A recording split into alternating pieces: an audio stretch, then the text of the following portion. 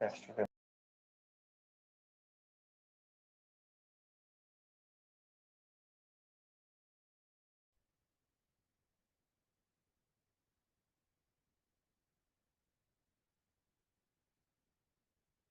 Mr. Ifeanyi. Hello, sir. I can hear you, sir. Hello. Yes. Hello, Chief. Hello. Can you hear me all?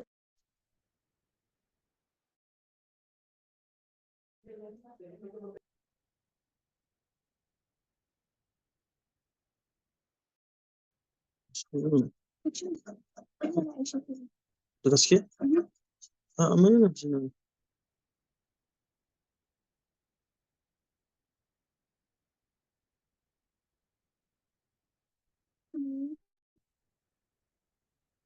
Hello, Mr. Ifeanyi. Hello, sir. We can hear you.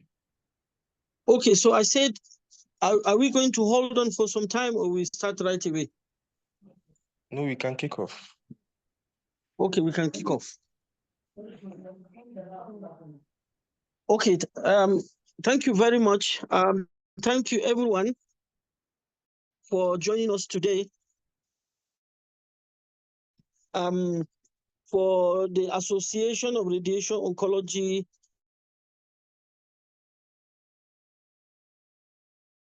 Radiation and Clinical Oncologists of Nigeria series. Today is the sixth session. Team getting all hands on deck for her. That is Her2 plus breast cancer, the key that opens the vault. We want to thank our sponsors and our collaborators. Roch, I can see Mr. Funsho David, Olajesu, and everyone. Thank you very much. Our presenter today is Professor Dr. Uchechukwu Nini Shagaya. She is a lady of a lot of experience. She has had a lot of leadership and administrative role and clinical experience as well in clinical and radiation oncology. She is an MBBS and FWACS and several other titles. She is a chief consultant, radiation and clinical oncologist, Department of Radiotherapy.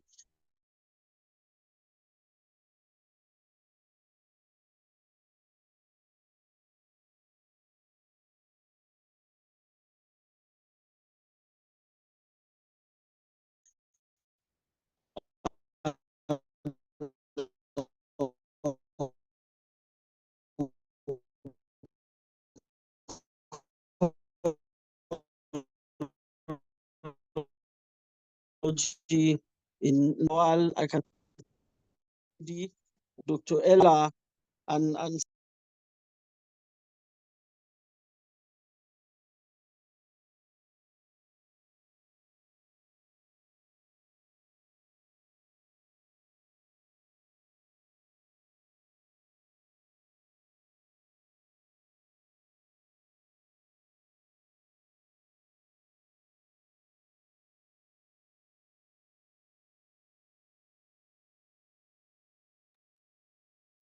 Good evening, everyone. I'm not too sure. Am I the only one who can hear Prof?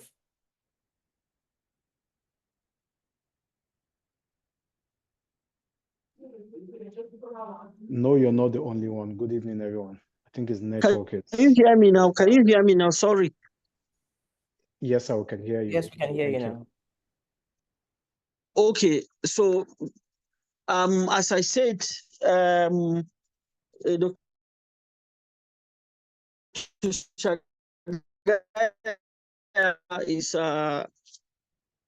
has a lot of leadership, and let me read from her.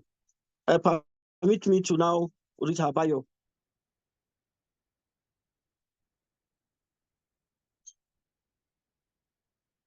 Dr. Uchechukwu N. Shagaya, MBBS FWACS, is a distinguished consultant clinical oncologist at the Department of Radiotherapy and Oncology, National Hospital, Abuja. Additionally, she serves as a visiting consultant at various institutions within the metropolis of Abuja. Dr. Shagaya specializes in managing a wide target of cancers with particular research focus on prostate cancer, which was the subject of her dissertation. She has significantly contributed to the field of oncology by being a member of the panel that developed the guidelines on the management of prostate cancer, non-small cell lung cancer, small cell lung cancer, mesothelioma, myeloma, and head and neck cancers for the NCCN Sub-Saharan Africa, the Federal Ministry of Health in Nigeria, underscoring their importance and relevance endorse these guidelines for Nigeria. Dr. Shagaya has also served as an esteemed member of the Technical Advisory Team on radiotherapy to the Honorable Minister of Health. Recently, she has served as a member and chairperson on numerous advisory oncology boards, advocating for multidisciplinary tumor board management, and currently serves as the secretary for the breast multidisciplinary team at the National Hospital, Abuja. Dr. Shagaya actively participates in the oncology community through her roles in several professional organizations. She was a founding treasurer for the Association of Radiation and Clinical Oncologists of Nigeria, ACON, and holds membership in the American Society of Clinical Oncology, ASCO, the American Society for Radiation Oncology, ASTRO, the African Organization for Research and Training in Cancer, AOTIC, and the European Society for Medical Oncology, ESMO. Ladies and gentlemen, because I don't know whether you've had my previous initial opening, I want to thank ACON for this very important presentation and expert series. I also want to thank our collaborators and sponsors. Roch, as I said earlier, I can see my friend and Oga Funsho David and Olajesu and several other ones. I also want to recognize head of department of Dr. Shagaya, Dr. Ella, and some other consultants around. I can see Dr. Basira Lawan also in the gathering.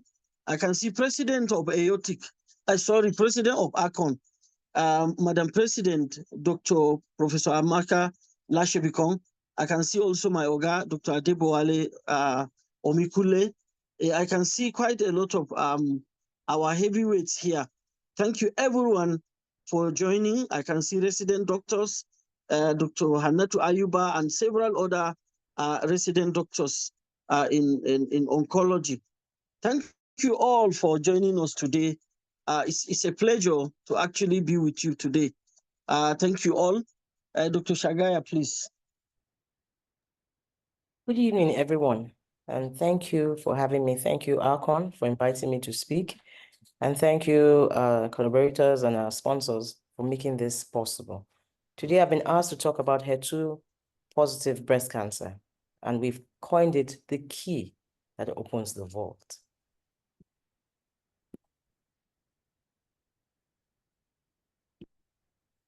So we know that breast cancer is definitely not one disease. It's made up of different types, and then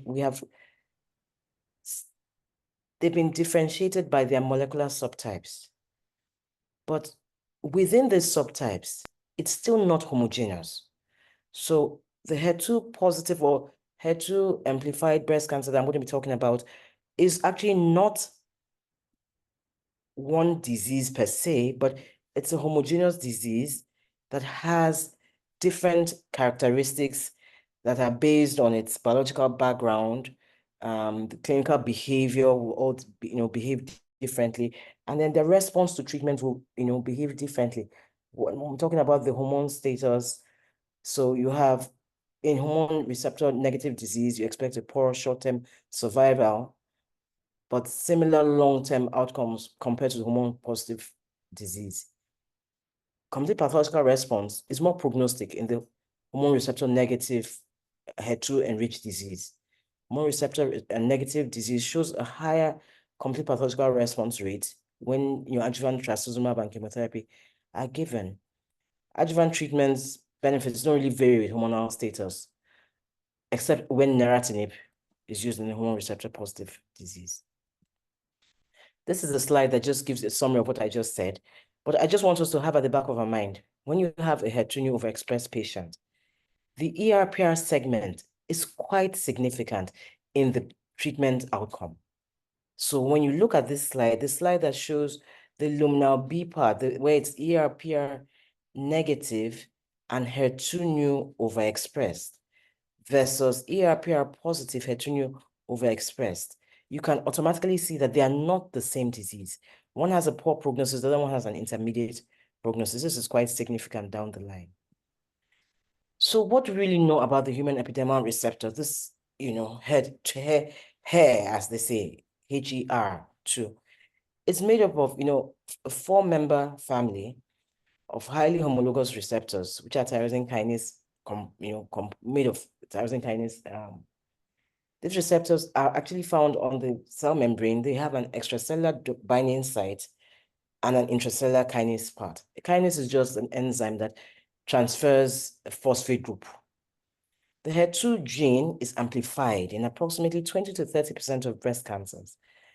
And its definition is either when you have a 3+ with immunohistochemistry or following in situ hybridization and amplification of 2 or more. Overexpression of HER2 found in breast cancer cells, which has also been associated with resistance to chemotherapy and hormonal therapy. This is a picture of what the different families look like. You will notice that the HER3 does not have the tyrosine kinase domain. This later on in the mechanism of action actually tends to be a bit, significant. The pathway, how does this HER2 new receptor work? What does it really do? Remember, the HER2 new is a family of the EGFR, epidermal growth factor receptors. So you have the HER2 that, okay, so I don't have a pointer here. I wish I did, but I don't. So what happens essentially is that it binds to the extracellular domain, and through the PIK pathway or through the MEK pathway, it ends up with cell cycle and progression and proliferation, and in the end of the story is just the effect is cell kill. So the trastuzumab, which we're going to talk about very soon, and the pertuzumab and all the HER2 new drugs, most of them effect through these receptors you're seeing going across from the extracellular portion to the intracellular portion. Back to the labs. What are the principles behind the marking? When we're in the clinic and you have that patient, you've sent for immunohistochemistry, what are the things that must be at the back of our minds? The HER2 new testing must be performed on all new primary or newly metastatic breast cancers using specified methodology that I expect your lab to have. Sometimes a review is needed, and this should be considered in any HER2 testing, where if you find a patient having a grade 1, remember, HER2 confers an aggressiveness. So if you find a grade 1 with any histological type, it's a red flag. If you find a pure mucinous, a pure tubular, or pure cribiform carcinoma, and it's supposedly also HER2 3+, it's highly unlikely you might want to redo that. After a negative HER2 test on initial biopsy sample, consider retesting on subsequent surgical or other additional samples if the initial sample was suboptimal. So if there's any issue with either it was cold ischemia or the fixation was suboptimal, you really want to retest them. IHC 0 is taken to be HER2 negative. IHC 2+ is equivocal. And this equivocal 2+ must undergo in situ hybridization of the same sample, or you can order a new test where you do the IHC or dual probe if you have ISH.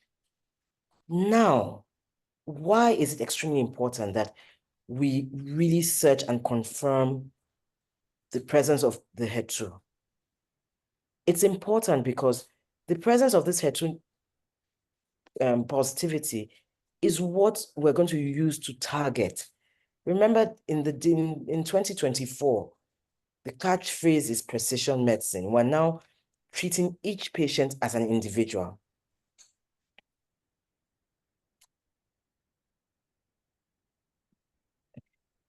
There's sometimes if you look at the bottom of that slide, these are the tests, the results from an fluoroimmunohybridization test, where they give the scores and all that. It's important that you look at it and you learn how to interpret it, because it must tally. This is what trastuzumab looks like, which was the first humanized monoclonal antibody that was formed, which binds to the extracellular domain. We talked about it before. The one that's on the outside, to the domain, the 4 domain. And it reduces the tumor cell proliferation and survival. The mechanism of action, like as I said, it activates the tyrosine kinase and it activates ADCC and causes arrest in the G1 phase of the cell cycle and ends up inducing apoptosis, programmed cell death. You can have the vertical targeting, vertical up to down, or you can have the horizontal targeting, where you have trastuzumab, which is going to bind at one end, and then pertuzumab, another monoclonal antibody, but a newer one with slightly differences, which I will explain. Sometimes you might even want to, so there are guidelines that guide us as to when to do vertical, when to do horizontal, when to combine it with what. And as we go along, hopefully we'll be able to, discuss some more of these principles. Now, let it be clear that, the driver of this whole process is actually the pertuzumab. But remember, the pertuzumab doesn't have the kinase. So it requires the trastuzumab to fix it, and then the pertuzumab now drives force the whole process. I have a beautiful slide that explains this process really nicely. Maybe when we get there, we'll be able to talk more. I don't want to spend too much time on this, so I'm going to move a little bit faster beyond, the structure and all that. Because of this driving of the pertuzumab, it's important that we use it, but I want us to be clear on when do we use it. So you have this woman in the clinic. She's, now, first things first, neoadjuvant versus adjuvant. Who gets to receive neoadjuvant treatment? I'm talking about the HER2 positive patient. So definitely, it's a high-risk feature, but not all of them. It has to be from the T1C. If you have a T1, which is less than C, you can, an N0, no nodes are involved, you can actually afford to go ahead and do surgery and not give neoadjuvant chemotherapy. The app trial talked quite deeply about this, and then you just give your AC 4 cycles and then 4 TH cycles, or your 6 TCH cycles, and then after that, you complete 1 year with trastuzumab. This is an early breast cancer. But on the other hand, if you have a patient that has anything beyond a T1C or an N+, you definitely want to be giving neoadjuvant. The reason why you want to aim for neoadjuvant in this patient is because you want to be able to achieve a complete pathological cure, which has been associated. The more you're able to achieve this, the better the chances of the patient being actually cured, better the chances of her disease-free survival being longer, reducing the chances of recurrence, reducing the chances of her progressing into a metastatic disease. And they've looked at both, the different medications that can be used and in different scenarios. But let's go back to the slides. Chemotherapy and dual anti-HER2 blockade associated with trastuzumab and pertuzumab has shown really significant improvement in the complete pathological rate when compared with chemotherapy and one anti-HER2 agent in the preoperative setting. This is what I just talked about. So they're all trials, and I really don't want us to go because we have a lot of very interesting things down the line. I'm sure most of the oncologists, and in fact, even the surgeons in the room will know about this, where the old, when we're still doing, looking at to see, just to establish whether dual blockage was really superior to single agent, or even was even superior to just regular chemotherapy. And of course, you can see there that it was definitely beneficial. It showed a 48% reduction in the risk of recurrence as compared to 39%. Going forward, we now talk about when we started doing the dual blockade, and we're looking at dual blockade with chemotherapy or dual blockade on its own, or single blockade with chemotherapy. It was randomized into 4 different groups. And at the end, pertuzumab to trastuzumab and docetaxel preoperatively led to a statistical significance increase in the complete pathological rate, increase of 16.8%. That's quite significant. We have the trifina. These are all trials that I know most people are quite comfortable with. But the next question is, how long should we really give these medications for? These are expensive medications. How long is ideal? Now, this is a very serious question because I noticed that sometimes when we're discussing it, we're not so clear. So in the adjuvant setting, non-metastatic setting, the HERA trial answered this scenario. And they looked at, no trastuzumab for 1 year, trastuzumab for 2 years. And what they found was that a median follow-up of 1 year, 46% reduction in the risk of recurrence was reported in those who received trastuzumab compared with those who did not. So it's telling you that it's better than no trastuzumab. And then when they did for the 2 years, they found that 1 year therapy was associated with an overall survival benefit when compared to the arm without. And at 8 years, the studies reported that there was no significant difference in disease-free survival. A secondary endpoint in patients with treatment of trastuzumab of 2 years compared to 1 year. So it was safe to say 1 year was, ideal. The NCCN went on to now recommend a total of 12 months of adjuvant trastuzumab as the standard of care. Please let it be noted, this is in the non-metastatic setting. There will also be some patients who cannot tolerate 12 months, either because of other comorbidities or for maybe cardiac reasons. There must be, they have a justifiable reason. In this group, it's been said that there's some benefit if they take for at least for 6 months. So what does NCCN? I'm going to keep on referring to the NCCN. NCCN, writes the guidelines, and the Federal Ministry of Health has endorsed it. We have the resource-specific one for Sub-Saharan Africa. It's an amazing document. You don't need to put a lot of information in your head. You just need to understand the principle behind it. So let's get back. So we have the Her2 neu overexpressed, but I want us to look at their hormone profile. So we have the Her2, the hormone receptor positive, Her2 positive disease. So this could be ductal, lobular, mixed, or micropapillary. For those who have the T less than 5 and the N0, remember what I said? I said I could give them just my chemotherapy and trastuzumab. I could go straight to surgery for this group.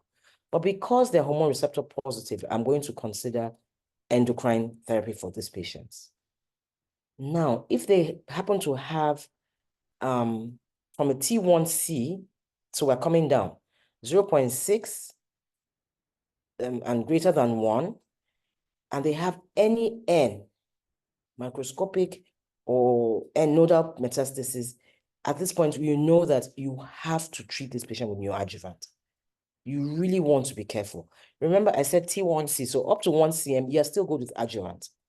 But anything beyond 1, you have to now be considering giving neoadjuvant. Even though I'm looking at this slide, and I'm seeing here that we're still greater than, so this is in the nodes, but in the tumor itself, if it is more than, hold on. T2 is very clear. The T1C information I'm giving you is pretty recent. It's not, not lots of people are talking about it, but there's information to support it.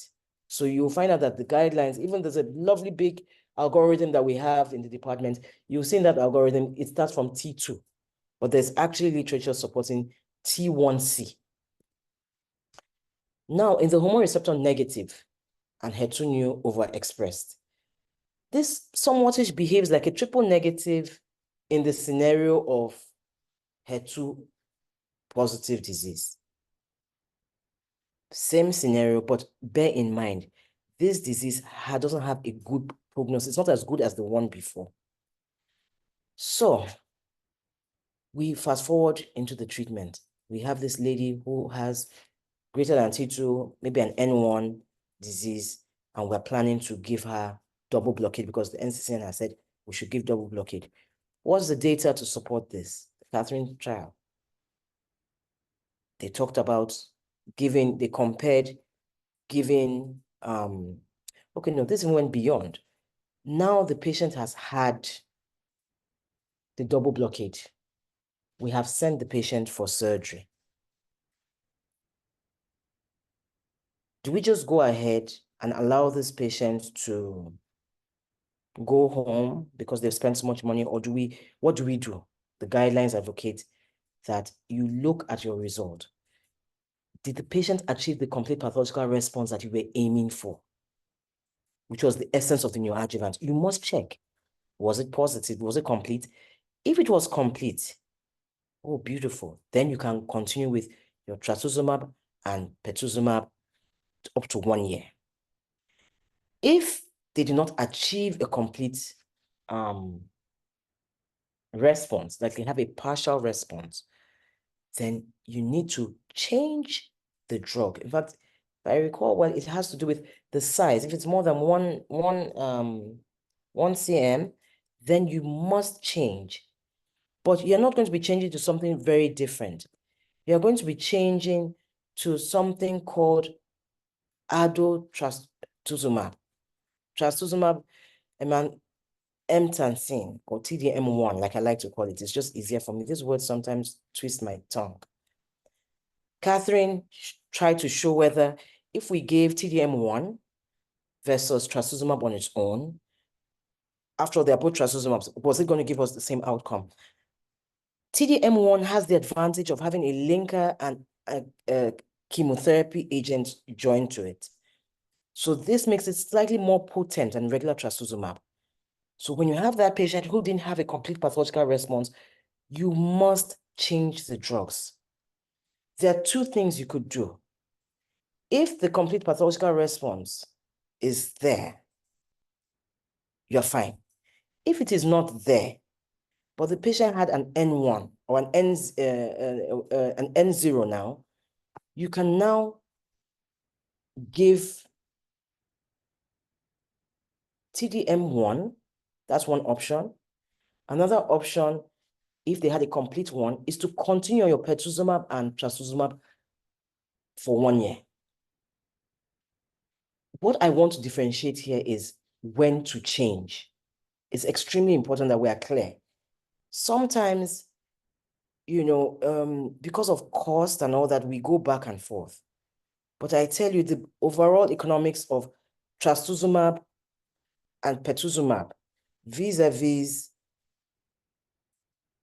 the combined one, which the combined chemotherapy and trastuzumab, which is TDM1, or like I'm sure the Roche people, they are wondering why I'm not telling people about their combined trastuzumab and pertuzumab. There is a combined one. It's marketed as Phesgo. It's given subcute, very convenient. Patient-reported outcome is quite good.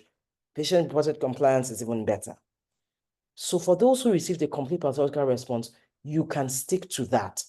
For those who didn't respond to it, it means they still need some chemotherapy in their treatment journey. They're the ones, so if you look at this slide, the ones who in the second box where you have the pathological T1 to 4, N0, or when they had a pathological N greater than or equals to 1. These are the group who did not have the complete pathological response. In this group, you want to give them TDM1 alone for 14 cycles. If it has to be continued because of toxicity, then complete 1 year of Her2-directed therapy. You want to give trastuzumab and pertuzumab. If node positive at initial staging, you want to give trastuzumab and pertuzumab. If hormone receptor positive, remember to give your adjuvant endocrine therapy. What I have just said is category 1. Category 1 means it has the highest level of accuracy and agreement amongst the specialists. I'm not going to go back to the complete pathological response. When we have complete pathological response, we're quite happy, but there's a special group. That group who had a complete pathological response, but they have high-risk features. So you're a bit worried about this group having a high chance of having recurrence. There's literature to support you giving them neratinib after 1 year of completing their targeted HER2 therapy. You can now give them another 1 year of neratinib. They come out with better, there's a slightly better outcome and disease-free survival. But I'm not really going to go into that just yet. This is a treatment algorithm in the neoadjuvant/adjuvant setting. It summarizes what I just said. Now, in the metastatic or recurrent setting, what exactly are we supposed to do? So, remember what I said about looking at the hormonal section. Most of the materials that we're looking at and the studies we've done, believe you me, were done in postmenopausal women. So what we find ourselves being forced to do is to make these women postmenopausal either by ovarian ablation or by giving them gonadotropin-releasing hormone analogs, and then we can now give them an AI. But you'll find that most of the studies were done with AIs or second-line endocrine therapies. You may not really find a lot of information with this HER2 new treatment in the metastatic setting with tamoxifen. So what are the available regimens, for HER2 positive recurrent or stage 4 breast cancer? The preferred, the almighty pertuzumab, trastuzumab, and taxane. Other recommended regimens, you've got the TDM1, you've got the TDXD, you've got trastuzumab and chemotherapy, trastuzumab and lapatinib without cytotoxic chemotherapy. Can you still hear me? Hello? Hello, we can Yes, hear we you. can Carry hear on. you. Carry on. Okay, all We right. can hear. Well Okay, so we done. have Well done. trastuzumab and other agents, lapatinib Well and done. capecitabine, neratinib and capecitabine, trastuzumab and capecitabine, and tucatinib. So let's go back to the science. The Cleopatra trial. Here they were looking at pertuzumab, trastuzumab, and docetaxel, but in the metastatic setting. And what did they find? Just looking at these beautiful curves, you can see that the overall survival in the trastuzumab and pertuzumab and docetaxel arm has a higher median overall survival of about almost 17 months over that of the placebo arm. This when you're dealing with breast cancer, precision medicine, metastatic setting, it really makes a lot of difference. A lot of difference. So we now come to the antibody drug conjugates. I've mentioned one, but I didn't really talk so much about it. I just passed it, the TM1 that I talked about. If you look at this, we all remember from medical school, this is an antibody. You can see where the tumor antigen is at the top, near the domain 4. And then you can see at the bottom part, where the linker is. And then you can see the potent cytotoxic payload. So the tumor antigen, abundant in tumors, this is where it links to the, the membrane, the receptor. The linker is stable in the plasma, and it makes it efficient to make sure the cytotoxic agent, in this one, remember in TDM1, it was a chemotherapy, a microtubule stabilizer that is the chemotherapy agent. And I'll tell you the exact name, I have it somewhere. It's the one that is now released into the cell. Like as I said, I know I have a beautiful, that's this. So looking at this slide, and I must say some of these, my slides, none of the slides, a few of them I did myself. These slides, I got them from CCO, fantastic source. Some others I got from ESMO. But look at this slide. From number 1, you can see the drug, the antibody drug binding to the HER2 receptor. Let's use example TDM1. 2, it gets internalized by endocytosis. 3, it gets drug after load, it releases from the linker and is cleaved within the lysosome by the lysosomal enzymes. And then 4, the cytotoxic effect of this is by the drug is released into the nucleus, into the cell. This really makes for a really good cell kill. But there's something amazing. So this bystander effect, later on and recently, they found drugs that have really strong bystander effect, meaning that even though it goes into the nucleus, remember what I said at the beginning, HER2 new disease is a homogeneous disease. So one cell that is targeting has the HER2 new. The other one may have a low. It may not necessarily be HER2 new, so it may not be able to bind to the cell. But because the chemotherapy has also been released, that chemotherapy can now attack the HER2 negative or the ones with the HER2 low disease. That's what this bystander effect is. And the relevance becomes really, really significant with the newer antibody drug conjugates. The Amelia and the Teresa trial they were now looking at second-line therapy. You remember, we had TDM1 in first line. Then we had things like lapatinib and capecitabine, which, lapatinib is a nice small molecule, has the advantage of crossing the blood-brain barrier. It's orally given. Everybody was excited when it came out. But there's an advantage of some of these drugs. And they were trying to find out whether in this second-line setting, is TDM1, should it be given in the second-line setting? When should we give it? Because sometimes you want to be sure at what point to change to what. And what did they find? TDM1 actually does have a slightly higher median overall survival.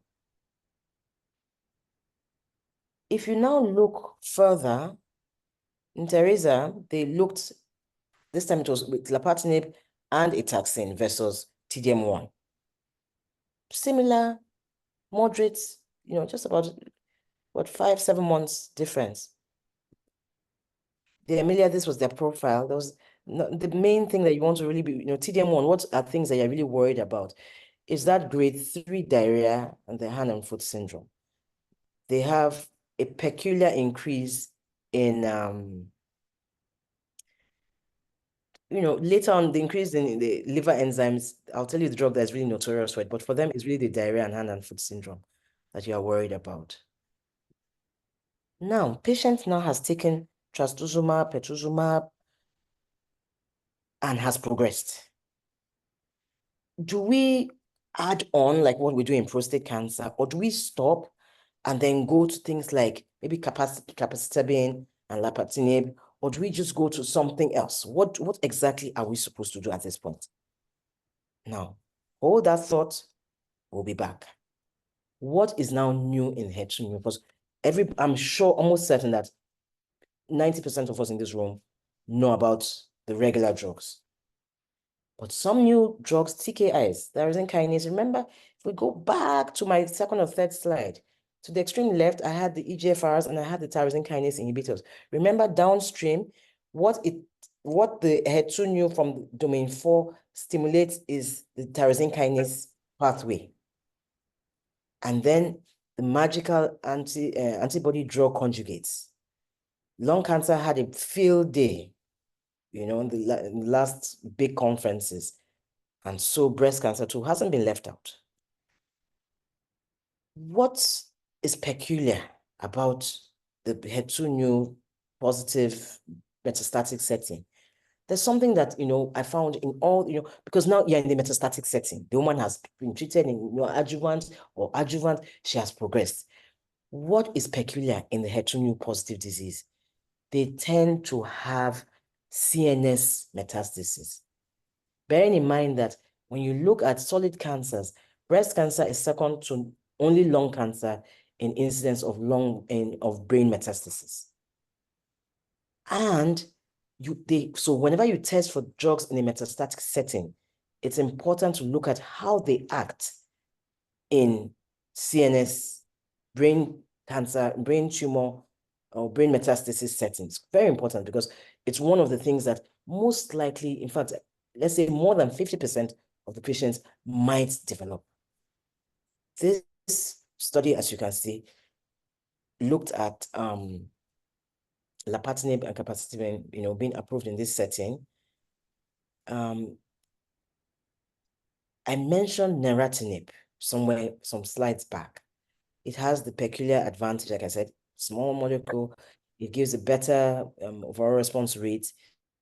It's have been approved together with capecitabine in this setting.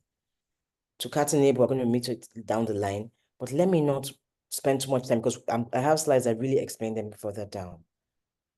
The earlier generation antibody drug conjugates versus the later ones. What really is what have they done to change them? Is it still business as usual? The earlier ones were mouse antibodies, so they're immunogenic. The newer ones are humanized, reduce immunogenicity. Of course, once you hear that, you know it means less side effects. They were unstable in circulation. The newer ones are stable. The other ones were unable to release their cytotoxic drug within the tumor. The newer ones have an effective linker that is able to take it all the way. Remember, I told you how it will be taken into the lysosome. The cytotoxic payload in the older ones were things like doxorubicin and vancomycin alkaloids. The newer ones are highly potent drugs, really highly potent, sometimes as high as 1,000 times more potent. So TDXD, trastuzumab, deruxtecan. I'm laughing because I have been tongue twisting this drug. TDXD, please. Has a drug to antibody ratio of 8:1. It's a highly active, the payloader part is highly active, 10-fold higher inhibitory activity against topoisomerase. And it has increased membrane permeability, and it has a very stable cleavable linker. That's the structure there on the screen. So let's go back. So this is TDXD.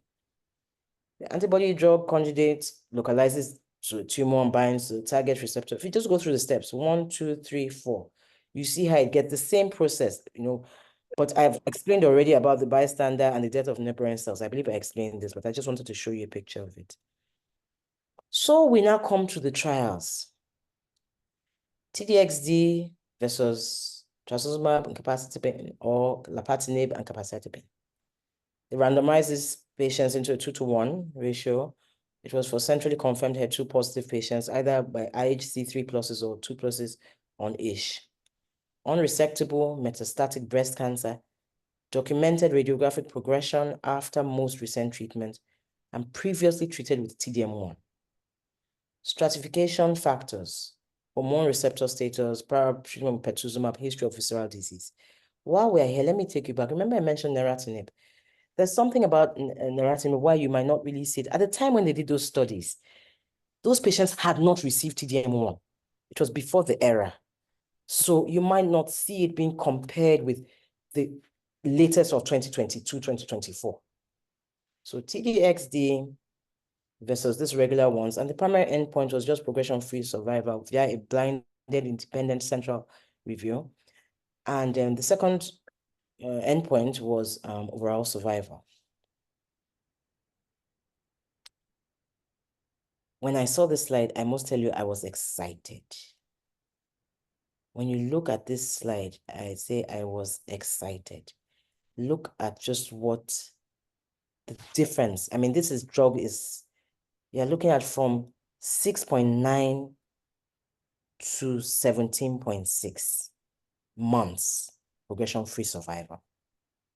That's an added, almost 1 year added. It's amazing. In overall survival, you have from 65, when you look at it at 12 months, you're looking at from a rise from 26.5 to 39.2. This really tells you that science is really changing things. Then they went further and decided, instead of us looking at it because at that time they were looking at TDXD with regular chemotherapy. So they decided to look at it with TDM1, which would have been the second, the right before. They randomized them, they are metastatic, they have been treated with trastuzumab and a taxane. They can be, but they have to have they even included the brain metastasis patients in this group. They looked at the same thing, progression-free survival, overall survival. What did they find?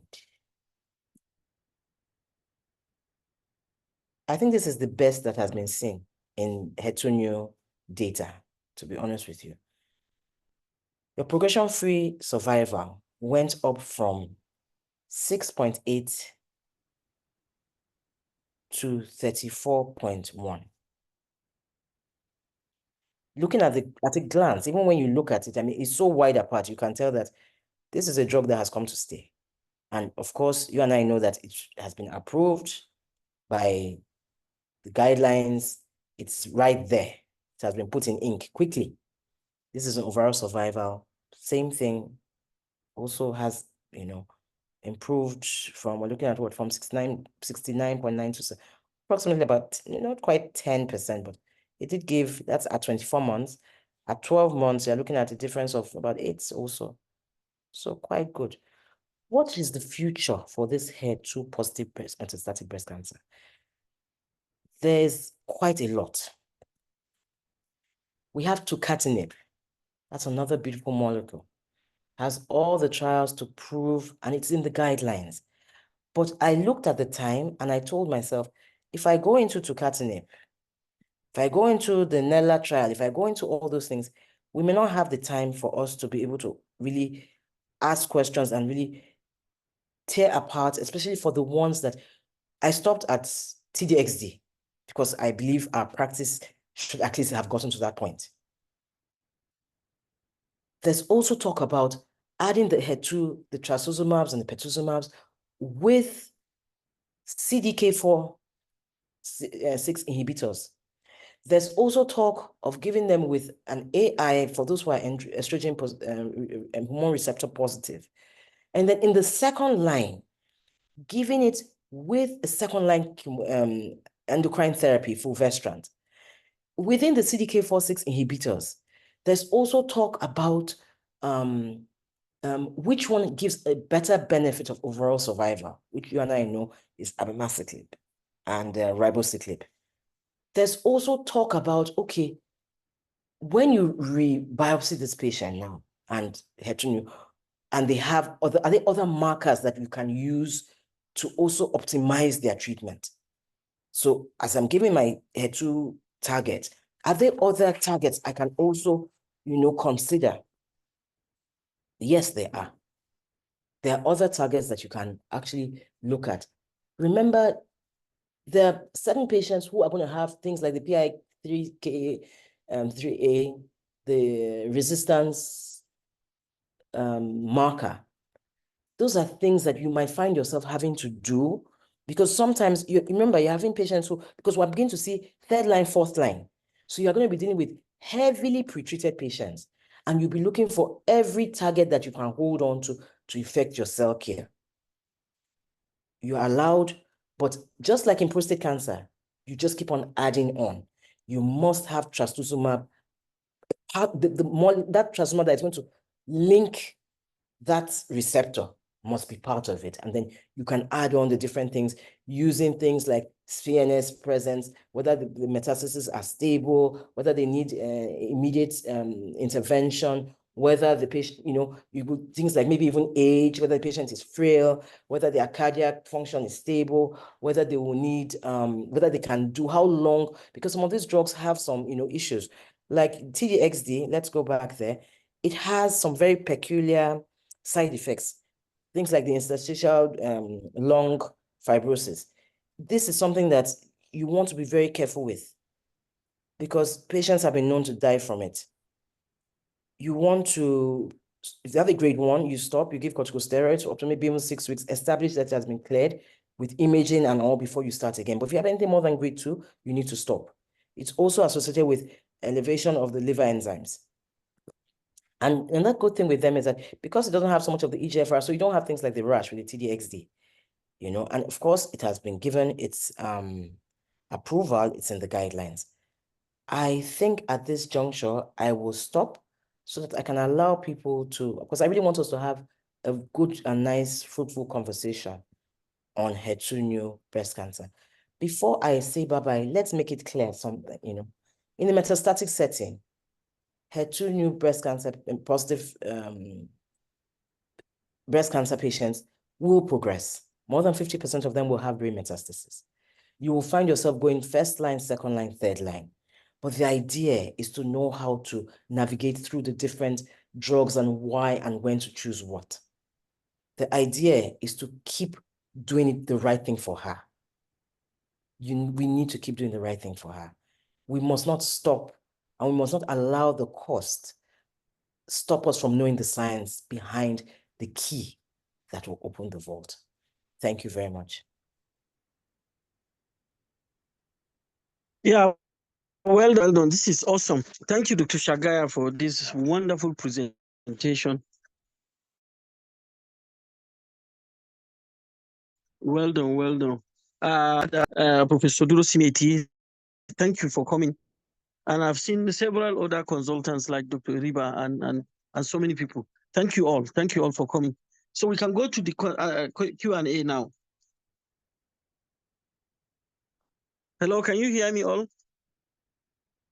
Yes, we can hear you loud and clear. So now we can go to the Q&A. So is it like the someone asks question, then she answers, or she now like puts up all the asks questions, and then she gives them one answer, or maybe answer them sequentially?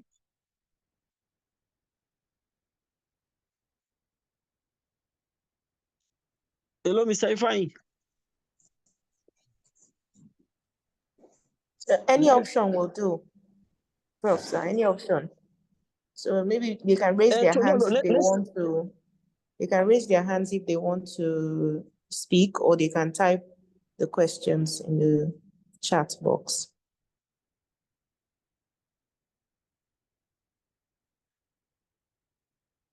Any hand up.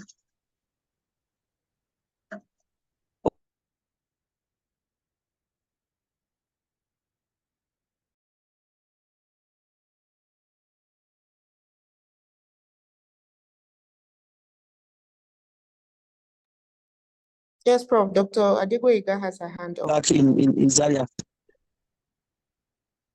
Okay, my Oga, Dr. Bolale Adegboyega, please. The floor is yours.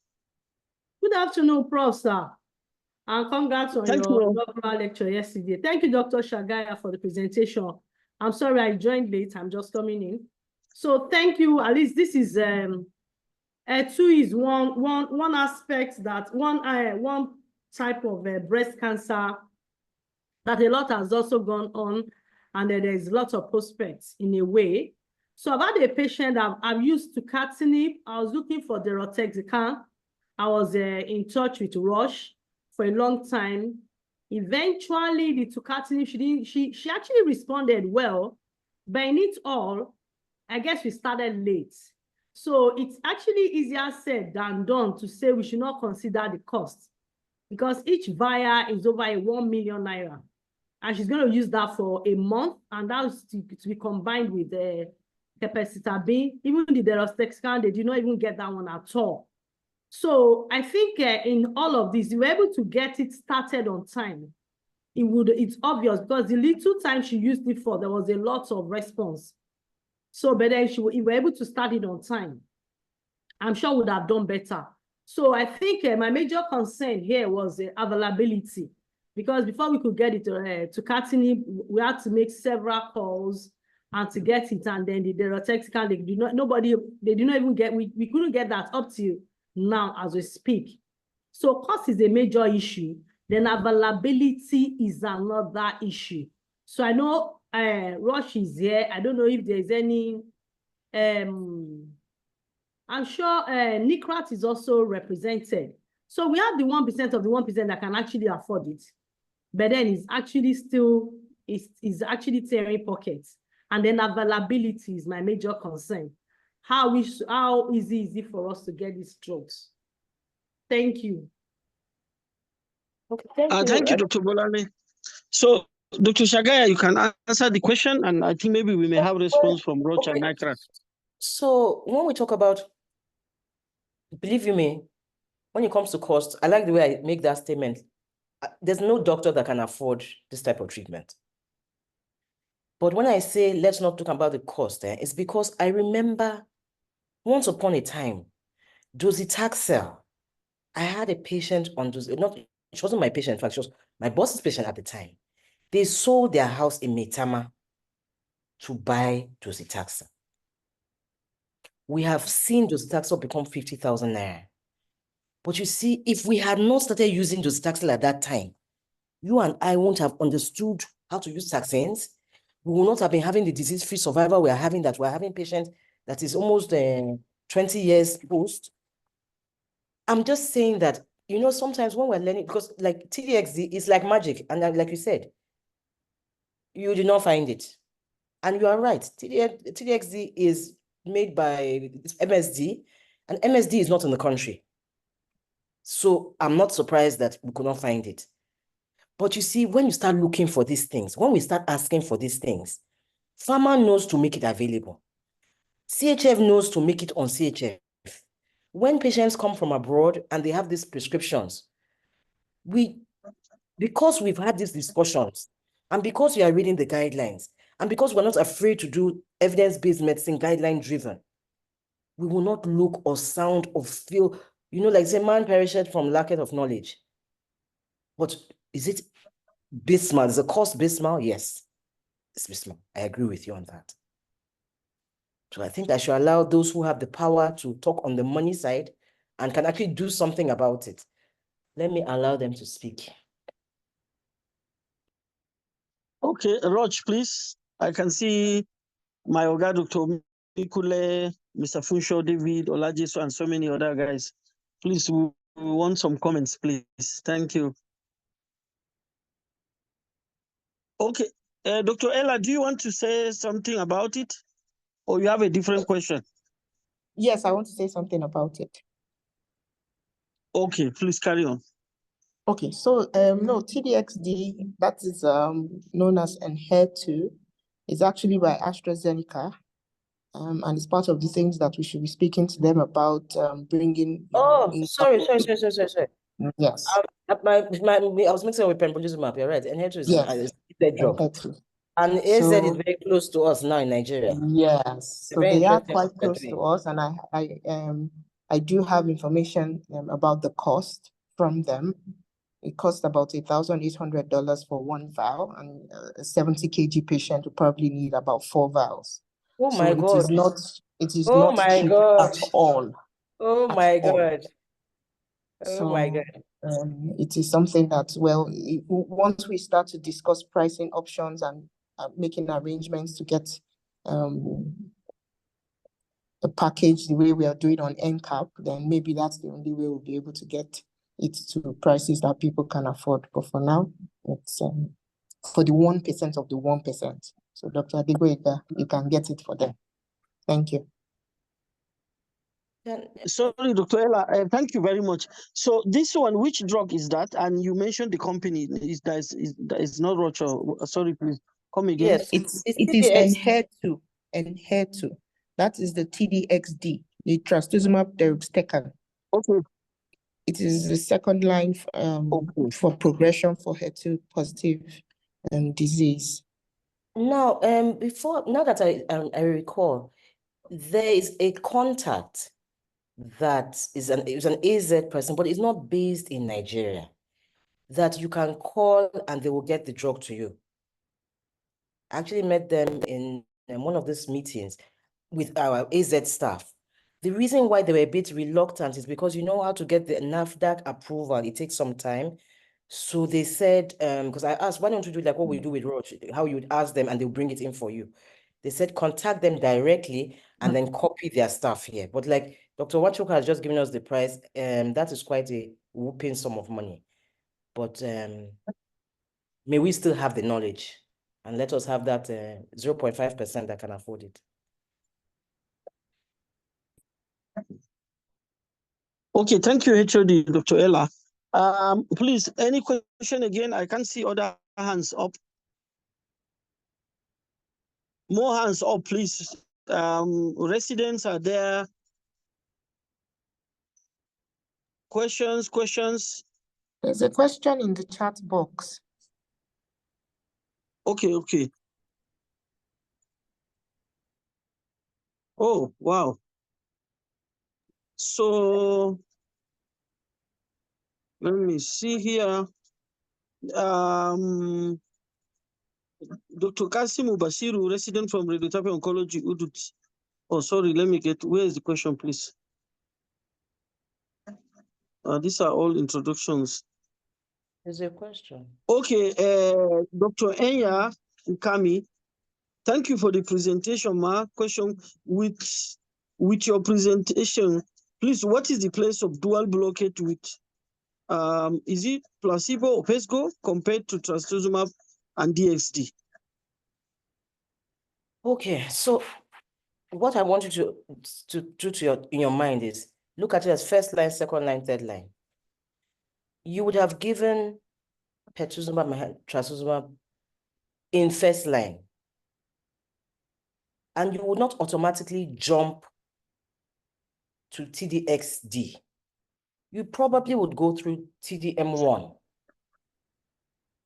So for me to now look at, it doesn't make sense going, even though it's been considered, and I know they're looking at the data right now, where they'll be looking at TDXD but it's kind of, that's to see whether should we shift Her2 to second, straight to second line, which it is. But in our environment, you just had the price of TDXD. It's highly unlikely we'll be shifting to second line. But I know ESMO, has that.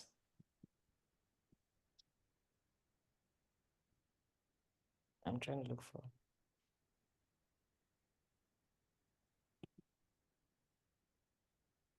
Hello? Hello? Yeah, can you hear me? I mean, the person that asked the question, is he satisfied?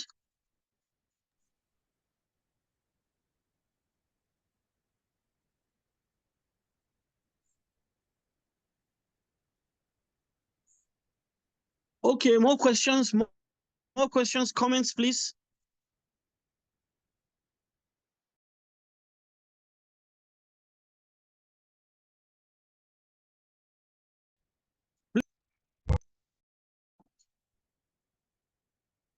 Hello?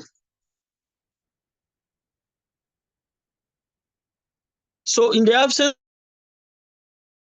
of comments and questions, I will go ahead and make a very short summary and then thank the presenter and our sponsors and everyone here. Any question, any comments, please? Yes, there's another one in the chat box. Okay, so Tayo Benson, are there contradictions or contraindications to PESGO as against the IV route Perjeta stroke Herceptin? Dr. Shagaya. Yes, I'm here. So, what is PESGO? PESGO is Perjeta and Herceptin, or should I just say trastuzumab and pertuzumab? But it's in a combination that is given via the subcute route, vis-a-vis the others that you can give in an IV route. There isn't any, let me see, what's the question? Do we have any contraindications to giving? There are no contraindications, and you can even introduce them. So if a patient started off with the IV combination, you can change to the subcute or vice versa. Like as I said, the studies have shown equal efficacy, better patient compliance, better patient preference, better physician preference, because it's fast. Your waiting time in the clinic is, you give it in a few minutes, you are done. So there's no, I don't know of any contraindication. Luckily, the Roche people are here. They like to market their drug, even though this is a medical meeting, but that I know of, there's no contraindication.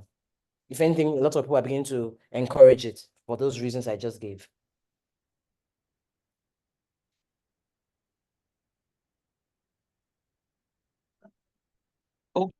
Okay, thank you very much. Thank you, everyone. I think in the absence of more comments and questions, I will want to wrap up and then give opportunity to Madam President, Dr. Amaka Lashepikong, the HOD Radiotherapy and Oncology National Hospital, Dr. Emmanuel Venezuela. And of course, our guy is here too, our mentor, Professor Duro Simieti, for some, I would like to have some guidance and mentorship from you. Thank you, everyone. So let me do a small wrap up. Thank you, Dr. Shagaya, for this very important presentation regarding HER2 positive or HER2 breast cancer. And you gave us some small roundup and talked about various trials, especially regarding what in the adjuvant setting, non-metastatic and metastatic, and all the very good improvements. And also talked about what to do when there is progression, as well as future direction, and some of the very important questions. And some of the comments I can remember from Dr. Adegboyega, where she talked about cost and availability, and these are issues that we'll continue to address. And of course, the contribution is that the more we actually prescribe, the more the cost will come down and then it will be more available. So thank you very much. I want to hand over to Madam President, or let me say Dr. Ella first, HOD, then Madam President, then our Oga at the top, our boss. Thank you, everyone. So Dr. Ella, please, your comments. Okay, thank you.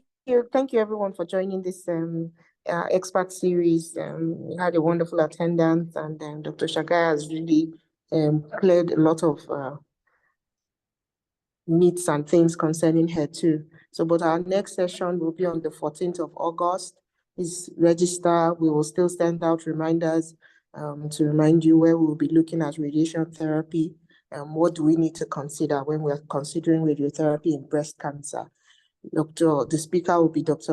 Adeomi Alabi, and our able moderator will be Dr. Adegboyega Bolani. So we look forward to having you in the next 2 weeks for our next session. Thank you very much. Over to Madam President. Thank you, Madam President, please. Okay, thank you very much, Prof. Adamu. Thank you to Dr. Shagaya, the Education and Training Committee for putting this together. We especially thank our sponsors, Roche, for always being ready to advance cancer care in Nigeria, and for always being available to support ACON even when we call on some initiatives we may have to improve breast cancer care in Nigeria. Again, just to reiterate what our E&C chair has said, we hope that every one of you can join us next 2 weeks for the next session. And just to also put across to Dr. Shagaya, there was a comment in the session, in the chat box, requesting for the slides. So please answer if it's okay to share the slides, and then for as many as requested, I think we have all the details from the registration. If, of course, Dr. Shagaya approves, it can be shared. So thank you everybody once again, and I'll hand it over to our BOT chair, Professor Duro Simieti. Thank you. Well, thank you everyone, the chairperson, Professor Bojude, ACON president, and all the other members. I want to thank Dr. Shagaya for this most brilliant lecture. I personally think I've learned a lot, and I do believe many of us have learned quite a lot from this similarly. And I want to commend ACON for organizing these top-level lectures. I couldn't believe that actually I'm in Nigeria and that I have my own colleagues doing this way. Please keep this up. It is very, very nice. And I look forward, just like we all do, to the next series of the lectures coming up on this breast cancer. So 14th of August, Dr. Alabi, Dr. Adegboyega, I'm sure you're going to even make us more proud of being members of ACON. So thank you, all of you, and God bless you. Thank you very much. Thank you, sir. Thank you, our BOT chair. And yes. Thank you, sir. Thank you, everyone, for joining. Thank you. Mr. Ifeanyi. Yes, sir. Yeah, so over to you, please. Okay, bye-bye, everyone.